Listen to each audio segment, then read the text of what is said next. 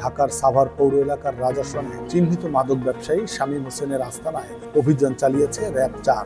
অভিযানে একটি বিদেশি পিস্তল, 3টি ম্যাগাজিন ও 21 রাউন্ড গুলি সহ 3 সন্ত্রাসীকে আটক করে র্যাব।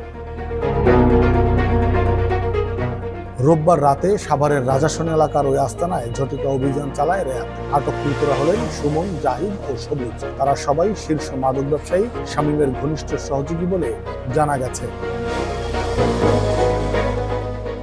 র্যাব সূত্র জানায়, গোপন সংবাদের ভিত্তিতে র্যাব-4-এর একটি চৌকস দল রাতে শামীমের আস্তানায় হানা দেয়। র্যাবের উপস্থিতি টের পেয়ে মূল হোতা শামীম পালিয়ে যেতে সক্ষম হলেও তার 3 সহযোগীকে হাতে নাতে আটক করে র্যাব। এ সময় তাদের দেহ তল্লাশি করে একটি বিদেশি পিস্তল, 3টি ম্যাগাজিন, 21 রাউন্ড তাজা গুলি এবং মাদক বিক্রির নগদ অর্থ উদ্ধার করা হয়। অভিযানের বিষয়ে র্যাব-4-এর কোম্পানি কমান্ডার শাহিনুর কবির জানান, আটককৃতরা এলাকায় মাদক ব্যবসা ও সন্ত্রাসী কর্মকাণ্ডে জড়িত। আমরা বিভিন্ন ইনফরমেশনে এখানে আসছিলাম, আমরা 3 জনকে ধরেছি, কিছু মাদক পেয়েছি এবং অস্ত্র, বিদেশি পিস্তল, ম্যাগাজিন, গুলি। আমাদের অভিযান চলমান রয়েছে, অভিযান এখনো শেষ হয়নি। আশা করা যায় যে আরও কিছু ধরতে পারবো। পলাতক শামীমকে গ্রেপ্তারে র্যাবের অভিযান অব্যাহত রয়েছে।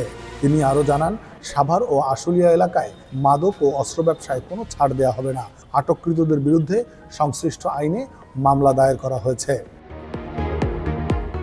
Desk report, next Bangladesh 24।